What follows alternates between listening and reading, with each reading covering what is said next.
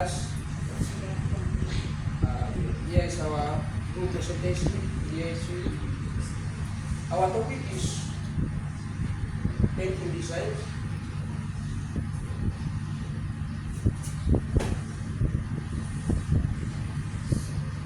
So this is our presentation overview,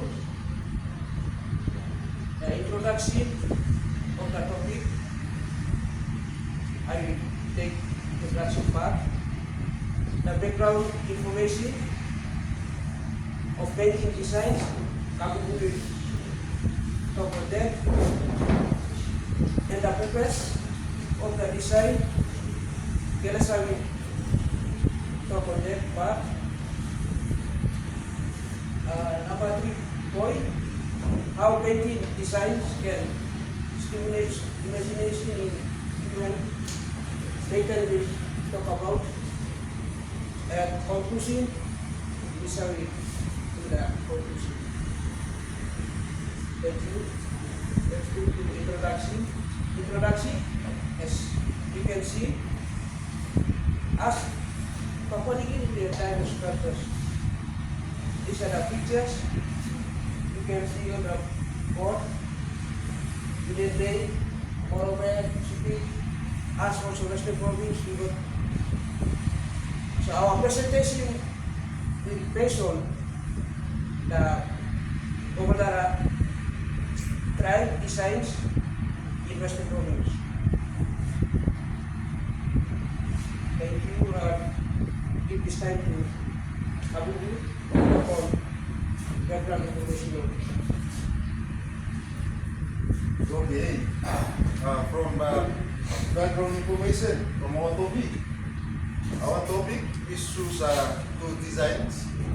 And the designs we oriented it's from our culture, the Gobaldara tribe. So we choose two designs. So those two designs we have got two main colors from those two designs. One is from red and another one is from white. Okay, so the background information of these two designs, the red, that one that represents red is Madhubali, and the second one that represents white is Sumono. Okay, now I'm going to tell you the brief history of how our ancestors came. So our ancestors, they came. The red colors, plants that represent in red, they came with this canoe, Madhubali canoe. And from white color, the plants that came with that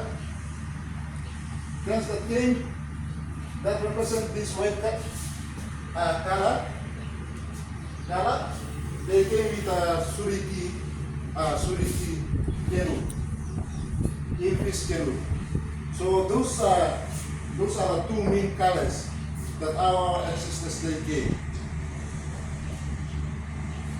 And when we look at these two designs today, these are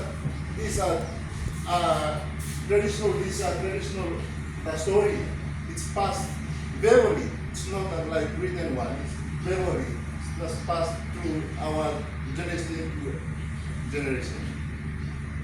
So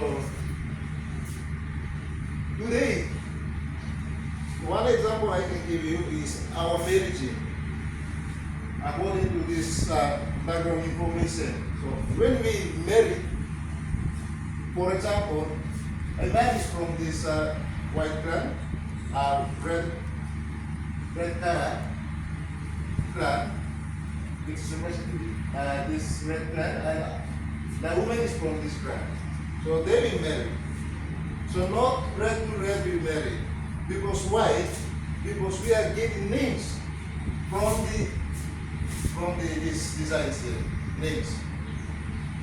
You can see that our names are getting from some of the names are from designs here.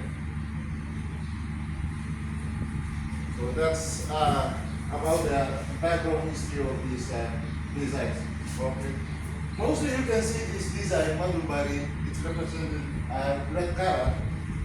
This represents a dragon. Dragon. So when you see this cell here, or the circle here, these are grapes houses. Grapes houses. And when you see this one here, this is it's like this white cat. Waraki, the small ones, white cat. This leg here. Okay, from this side here, from the white line here, when you see this is an eagle eye. This line is beyond the design is beyond to eagle crab. It's representing eagle. So this one is eagle. And this one is same as this one. There are one clan. But when you see that clan, they have got different designs according to the main one. So some traditional games that we play, according to this, we play those two games. Like this tug of war, red and white. So in language we call it red. Red is a segera. In language, Bogdara language, we call it segera. And white is paella. So those traditional games we play in these two currency. Okay. So most of the things that I will leave to Keres and Civil come up with some importance about all the purpose of these new designs.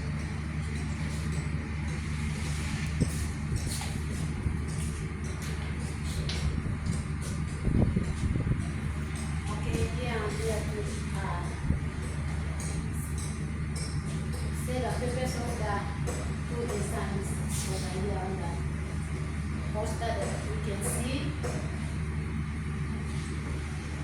Okay, the purpose from our ancestors, they used these designs to hold the canoe. And sometimes they used to be for ceremonies that are feasting ceremony festivals like during the independence time, they use these designs on canoes. To see in our society, for example, when they use these designs like on a canoe, in the society they challenge each others. So someone here is a white representing white with challenge with red. With other designs, the other designs that they use. So mostly they use this design for on the canoe when they want to challenge who is the winner of within the society. They find out who's the winner of the race. And the other one is they use it for dancing.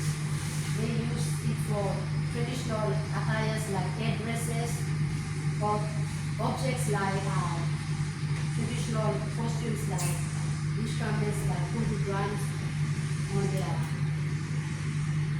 voodoo drums. They put a design to represent their own. In those dancing groups, they come up with their own songs, traditional songs. They won't get a song from another clan and bring it to they have their own design, their own songs. So when they perform the traditional dance, they sing their own song according to the design of clan. That's what they use normally for the designs. And another one is for carvings. They usually paint carvings like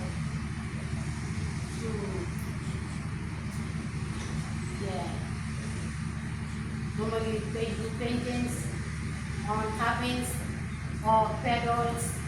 Like for example here you can see paint on the pedal here. So as you can see in our one example is on the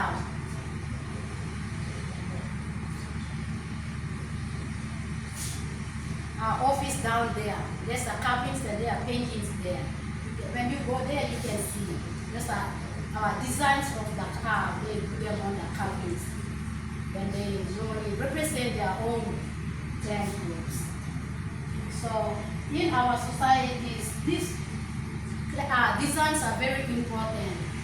They represent symbols, and we are given names according to our clans or designs. So for example, I'm from Somola clan. This is the design. My name is Teresa. I'm from this clan, Somola, for the design. And one example for Madubala is Siwale Gamela. He represents his elephants under this. Madubala. Because we are given names according to our clans, traditions, and the designs that we belongs to. Yes, thank you. I'll give this time to the later.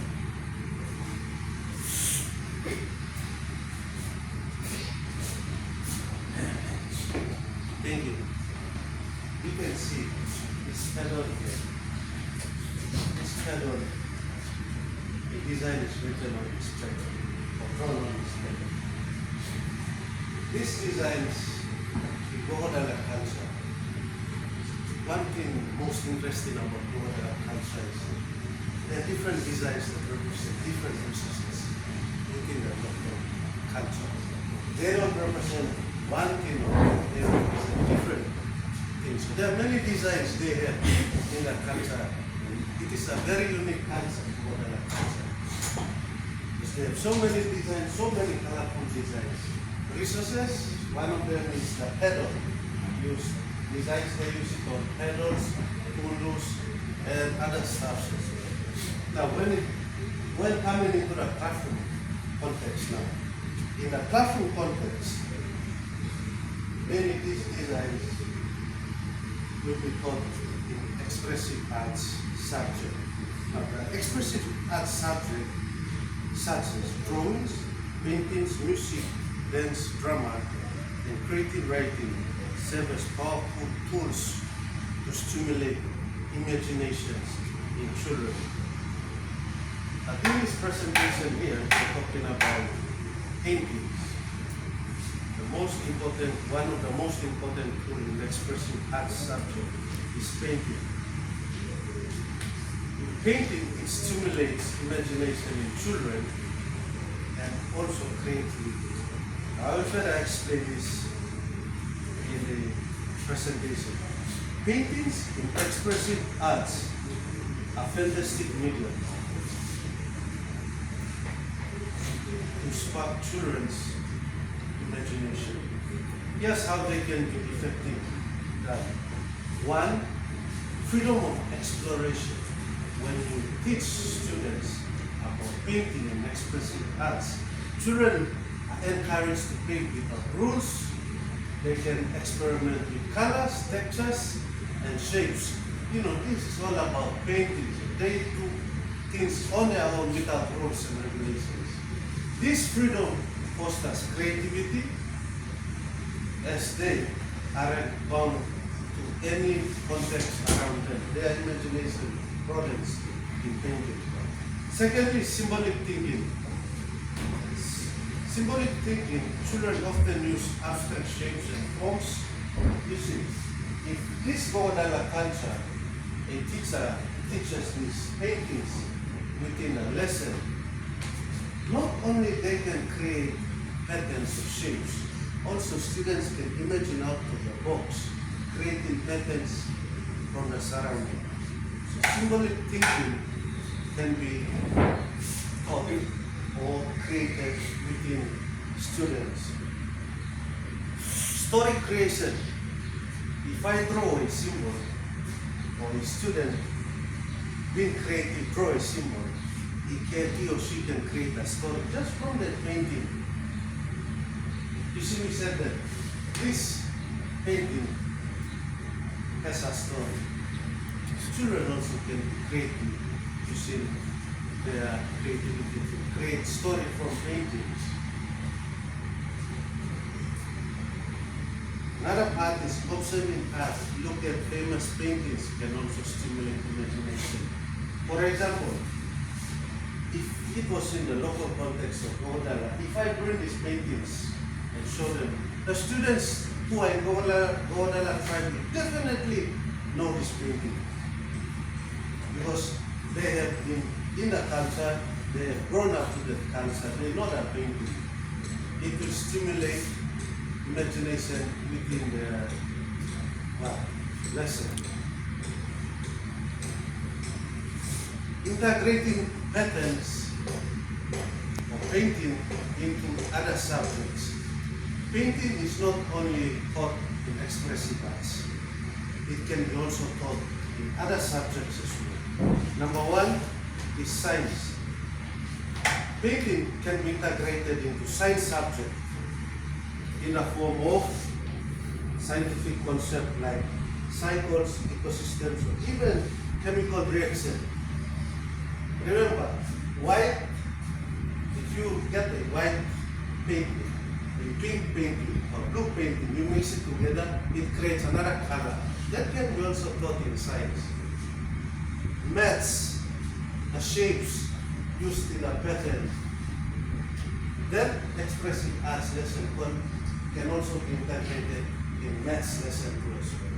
The shapes within the painting, students creating shapes within the painting can be also integrated in maths. Language, story writing, storytelling from the painting that is being created by the students can create imagination based on the painting where students can talk and write at the same time. Social science in culture. This expressive arts lesson painting can be integrated into social science lesson where you're looking at different cultures. Physical education, sports that is played. Our famous ones in this local context, in this local area is canoe race. That's part of a sports too as well. Can be also integrated into physical education. The last one is emotional and personal development.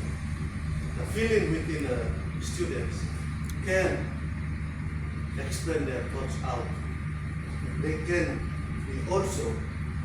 develop that imagination into reality and become more and more in expressive arts where drawing can be put as a master of art and put into a life skill. This is the part where I would say imagination can cause something or reality to the students when you teach the students within expressive art subject, and also it can be integrated into other subjects. Thank you. That has brought me to the end of my presentation. Our friend Lisa will conclude our presentation. To summarize our presentation, painting is, in this presentation, we have identified that painting is one of our culture background, and in classroom setting, painting can be taught to the students, and it will be integrated into other subjects like maths. Nathan has already said about those other subjects.